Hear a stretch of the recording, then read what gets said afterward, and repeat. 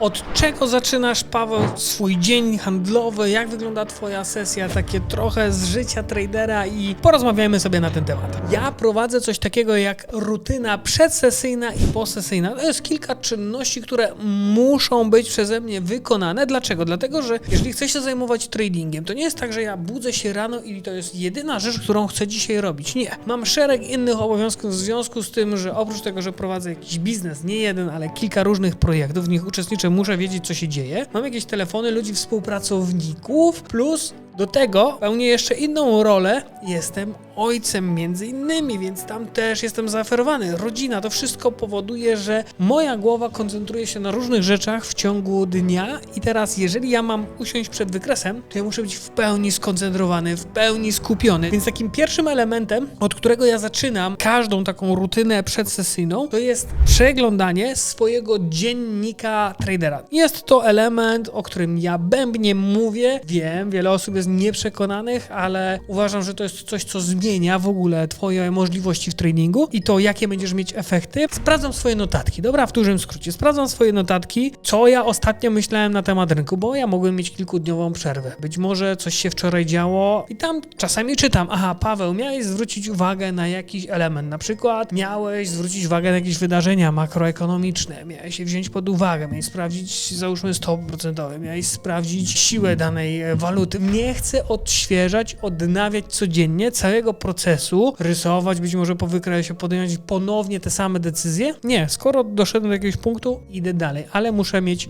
jak do tego wrócić. Po prostu to mi oszczędza bardzo, bardzo dużo czasu. Drugim elementem, który jest przegląd wydarzeń makro, tego, co się dzieje. Nie mówimy tylko o rynku polskim, ale w ogóle na świecie. No, trzeba sprawdzać, czy są jakieś wydarzenia, już bardzo często dzisiaj one są bardzo mocno opisane. Oczywiście nikt ci nie powie, co po tych wydarzeniach masz zrobić, czy cena będzie rosła, czy będzie spadała. Nie oczekuj tego, ale ty masz wiedzieć, że jakieś wydarzenia mają miejsce. Na przykład przemawia prezes Fedu. Bardzo ważna osoba, ma bardzo duży wpływ na rynek, więc jego przemówienie, jakaś publikacja, oświadczenie może chwiać, może sprawiać, że będzie bardziej ryzykownie na rynku, a więc musimy to wziąć pod uwagę w swoim planie handlowym. Więc ja chcę wiedzieć, czy jeżeli siadam dzisiaj o godzinie 11, czy jest coś, co powoduje, że jest to dla mnie mocno nieprzewidywalne, no bo przyjdzie gościu, ja nie wiem, co on powie, nie mam u niego abonamentu, nie stawiam mu whisky, wódki i tak dalej, nie chlejemy razem, więc ja nie wiem, co on tam zakomunikuje. A więc on może powiedzieć, że będzie turbo dobrze, będzie turbo źle.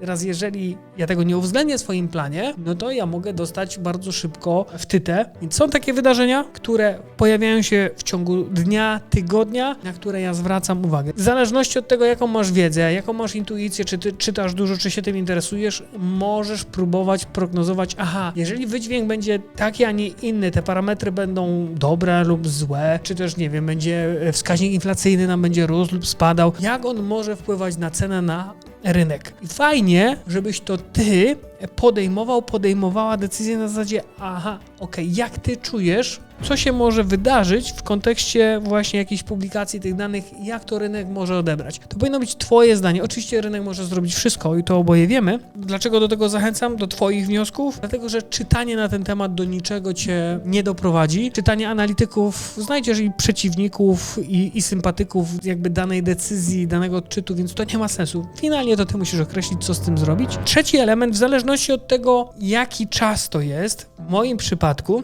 ja mogę usiąść o godzinie 6 rano, mogę siąść o godzinie 11, może być to 14, 15, 18, naprawdę bardzo różnie, zależy od dnia, jak mi się poukłada, tak naprawdę co chcę robić. I teraz na podstawie okienka, w którym się znajduję, wybieram strategie, poznam ich kilka, które w danym czasie będą dla mnie najbardziej efektywne. I to jest moja przewaga, dlatego że ja nie bazuję na jednej strategii, bo ona zawsze działa, nie ma takiej strategii, na ten temat materiał jest popełniony. Mam jakby wachlarz możliwości, więc staram się wybierać w danym przedziale czasowym te strategie, które dają mi przewagę albo które mogę wykorzystać w sposób efektywny, bo ja też nie chcę siedzieć cały dzień. W ostatnich latach w ogóle nie ma takich dni, że siedzę cały dzień albo po 6-7 godzin. Nie, mam wycinek czasu. 2 godziny czasami 3, to jest maks, gdzie chcę, żeby ten czas był po prostu efektywny. I jeżeli ja mam strategię, która najlepiej się sprawdza o godzinie 18, a jest o godzina 9 rano, no to ja będę siedział i będę klikał, być może będę przeglądał wykresy i będę szukał na siłę jakiejś okazji, no No bo skoro siedzę, to już fajnie by było coś zagrać, coś otworzyć, postawić jakieś zlecenie, zaryzykować, żeby emocje się pojawiły.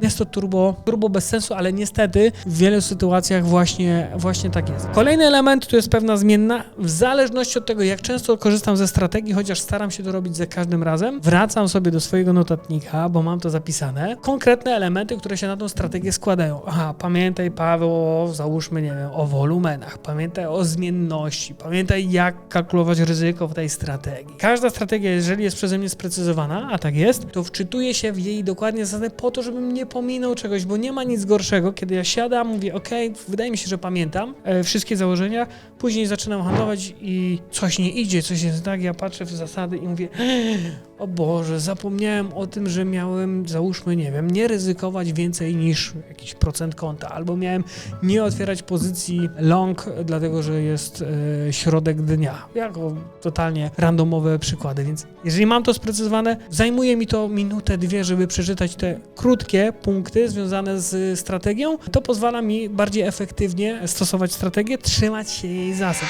I teraz ostatni element, który się pojawia, robię takie ćwiczenie, nazwijmy to trochę mindsetowe, trochę wizualizacyjne. Dlaczego? Dlatego, że skoro znam strategię i założenia, jest jakiś timing, to zanim zacznę szukać okazji, zanim zacznę przeglądać wykresy, te wszystkie okazje, szukać tego wszystkiego, to ja z racji doświadczeń wizualizuję, czyli przypominam sobie, zamykam bardzo często oczy i przypominam sobie, jak wygląda taka okazja, sytuacja, scenariusz, nawet jak to ma wyglądać bardzo precyzyjnie na wykresie, jak wygląda ta okazja taka wydmuchana, to jest to, co ja chcę zagrywać. Dlaczego? Dlatego, że doświadczyłem tego już w przeszłości. Ileś tam set, może nawet tysięcy okazji zagrań, które wykorzystywałem, są bardzo do siebie podobne, czyli czego ja szukam. Przypominam sobie, jak to ma wyglądać. Aha, ma się zgadzać i tak dalej. Więc wizualizuję, ale również przypominam sobie te sytuacje takie negatywne. Kurde, jak była sytuacja na wykresie jakaś tam, była problematyczna, ja nie wiedziałem, czy zagrać.